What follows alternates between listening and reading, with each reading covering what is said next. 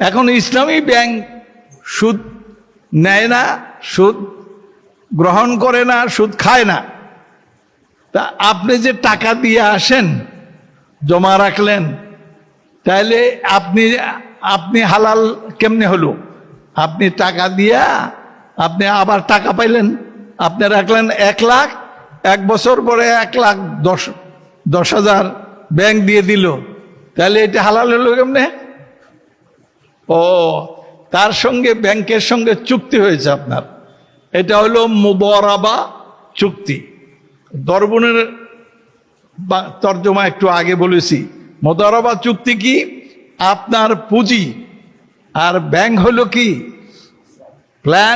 Planning, programme, শ্রম, এগুলি সব হলো ব্যাংকের। ব্যাংক আপনার পুঁজি নিয়ে কি করে? আপনি চুক্তি করছেন কি, যে আমি 1 লাখ টাকা রাখলাম, 1 বছর পরে আমাকে 1,10,000 টাকা দিতে হবে, এটা চুক্তি করে না। আপনি কি চুক্তি করেন একটু পড়ে দেখেন।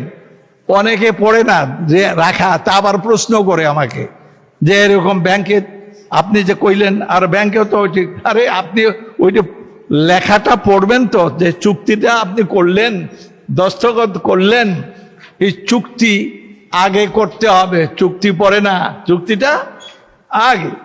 ওইখানের মধ্যে পরিষ্কার বলা আছে যে ব্যাংক হলো উদ্যোক্তা, মুদারিব, আর আপনি পুঁজিদাতা। অর্থ হলো ব্যাংক এটাকে বিনিয়োগ করবে, যা লাভ হয়, এখানে কোনো লাভের কি নাই, এটা কোনো নির্দিষ্ট কোনো অঙ্ক থাকে না। যা লাভ হবে তার এত অংশ আপনি পুঁজিদাতা, আর ব্যাংক হলো মুদারিব, উদ্যোক্তা। সুতরাং উদ্যোক্তা এত নিবে, আপনি 50-50, 80-20, 35-65। আপনি এই ব্যাপারে আপনাদের স্বাধীনতা দেওয়া হয়েছে কোরআনে, এবং নবী সাল্লাল্লাহু আলাইহি ওয়াসাল্লাম এটাকে স্বাধীনতা দিয়েছেন। আপনি কত দিয়ে পোষায়, তার কত নিলে পোষায়, এটা হলো শতকরা যা হয় তার এত অংশ। এখানেও নির্দিষ্ট কোনো অঙ্ক নাই। নির্দিষ্ট আছে কি? নির্দিষ্ট হলো পরিমাণ, মানে কত আপনি কয় টাকা নেবেন এটা না, আপনি কত অংশ নেবেন সেই হিসাবে আপনার। ইসলামী ব্যাংকের একটা অভিজ্ঞতা হয়ে গেছে, এত করলে এত হয়।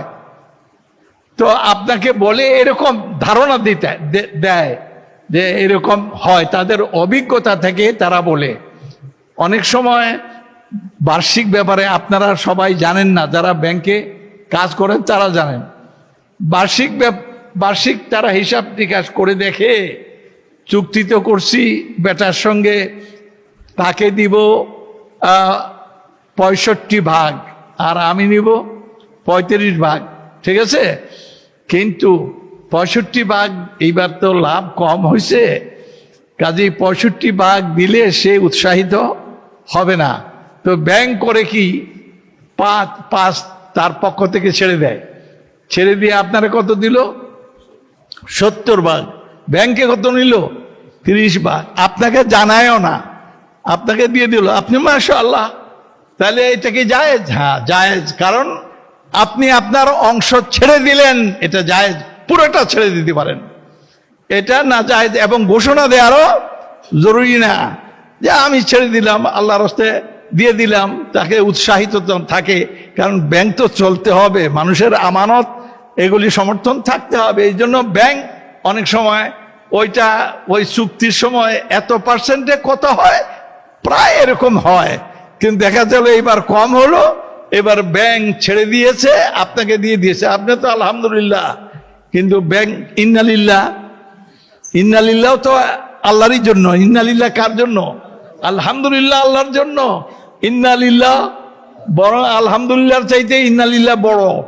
ইন্নালিল্লাহ হলো আমি আল্লাহর প্রশংসা আল্লাহর করে দিলেন, কিন্তু ইন্নালিল্লাহ মানে আমরা সবাই আপাতমস্তক আল্লাহর জন্য। তাহলে তো আপনি নিজেকে পেশ করে দিলেন। অতএব এটা ইন্নালিল্লাহ খারাপ না, এটা ইন্নালিল্লাহ খালি মানুষ মরলে ইন্নালিল্লাহ না, ইন্না লিল্লাহ বহু ব্যবহার আছে। তো যাই হোক, এটাকে বলে মুদারাবা। মুদারাবা একজনের চুক্তি আর একজনের পুঁজি আরেকজনের উদ্যোগ, এটা হলো মুদারাবা। তো এই মুদারাবায় যদি নোকসান হয়, নোকসান মানে নোকসান হয়ে গেল, তাহলে ব্যাংকের কোনো নোকসান হবে না। নোকসান কার হবে? পুঁজিদাতার, যিনি আমানত রাখছেন তিনি এই নিয়ত করেই রাখছেন, যেহেতু মুদারাবার মধ্যে ঝুঁকি আছে, এই ঝুঁকিটা আমি কবুল করলাম, কারণ এই ঝুঁকি আপনাকে নিতে হবে। আল গুনম বিল গুরমে অল গুরম বিল গুনমে, শরীয়তের নীতি এটা কি? আল গুনম বিল গুরমে, আপনার লাভ যদি নিতে চান তাহলে আপনাকে ঝুঁকি নিতে হবে, ঝুঁকি। আর আপনি যদি ঝুঁকি নেন তাহলে লাভ নিতে পারবেন। একতরফা আমি লাভই নিব, এটা হবে না। এই জন্য আল গুরম বিল গুরমে অল গুরম বিল গুরমে, এটা শরীয়তের একটা নীতি। এই ক্ষেত্রে এটা গেল মুদারাবা। এরপরে মুশারাকা। মুশারাকাও ব্যাংক করে। কেমনে করে? ওই যে যারা ব্যাংকটা করলো, ডাইরেক্টররা, তারা কি দিছিল? পুঁজি দিয়েছে। কেউ 10 কোটি দিয়েছে, কেউ 5 কোটি দিয়েছে। এরা সবাই শরিক হয়েছে, পুঁজির মধ্যে কি হয়েছে? শরিক হয়েছে। এটা অসম পরিমাণও হয়, আবার সম পরিমাণও হয়। তো আপনি যদি কম দেন তাহলে আপনি বলবেন যা লাভ হবে তার এত অংশ আমি পাবো, আর যে বেশি দিবে সে যা লাভ হবে এত অংশ আমি পাবো, এটার বেশি ঘোষণা করা হয়। এটার বলে মুশারাকা। এই যে উভয়ই ঝুঁকি নেয়, উভয় কি নেয়? ঝুঁকি নেয়। তাহলে আবার ব্যাংক ইটসেলফ, ব্যাংকটা কি? ব্যাংকের দুটা মর্যাদা। একটা মর্যাদা হলো ব্যাংক হিসাবে, প্রতিষ্ঠান হিসাবে। আরেকটা মর্যাদা হলো ব্যাংক যারা মালিকানা করে, যারা চালু করেছে তারা, ডাইরেক্টররা, অথবা পার্টনারশিপ, যাদের মধ্যে কেউ 500 টাকা দিছে, 1000 টাকা দিছে, আর কেউ 1 কোটি টাকা, 10 কোটি টাকা। তাহলে এদের একটা দিক। আরেকটা হলো ব্যাংক ইটসেলফ, তার নিজের একটা অস্তিত্ব আছে।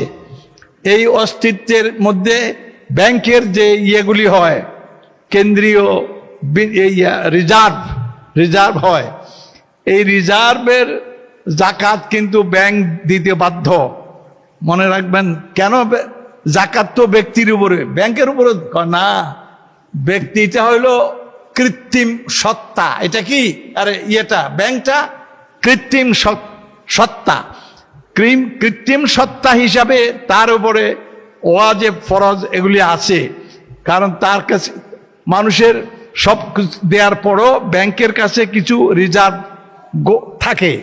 এটা প্রাইভেট সেক্টরে হওয়ার কারণে এই প্রাইভেট যা কিছু তার কাছে থাকে, এটা গভর্নমেন্টের আইন থাকতে হয়, এটার উপরে জাকাত ফরজ হয়। আপনারা যারা ডাইরেক্টর, তাদের উপরে জাকাত ফরজ। এটা ব্যাংকের উপরে ফরজ না যে আপনার অংশের জাকাত ব্যাংক দিয়ে দিবে না। আপনি যদি ব্যাংকে বলেন আমার প্রতিনিধি হিসাবে আপনি জাকাত দিয়ে দেন আমার অংশের, তাহলে দিবে। নতুবা আপনাকে জাকাত আপনি দিবেন। কিন্তু ব্যাংকের নিজেরও একটা রিজার্ভ গড়ে, কেন্দ্রীয় রিজার্ভ থাকে। এটা গভর্নমেন্ট, এটা একটা আইনে, এবং এই ব্যাংকটাকে টিকিয়ে রাখার জন্য, সেই জন্য ওইটার উপরও জাকাত বসে, কারণ প্রাইভেট সেক্টরের ব্যাংক।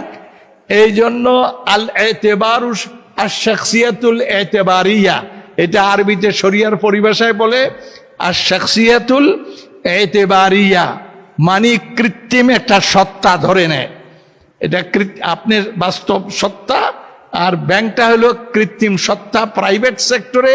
এই জন্য ব্যাংকের উপরে মা আলাই মা লাহু ওমা আলাই, তার দায়িত্ব আছে, তার হকও আছে। সুতরাং এই ব্যাংক আবার জাকাত দেয়। তো যাই হোক, আমার কথা হচ্ছিল, দুইটা আলোচনা করলাম। একটা হলো মুশারাকা, আর একটা কি? মুদারাবা।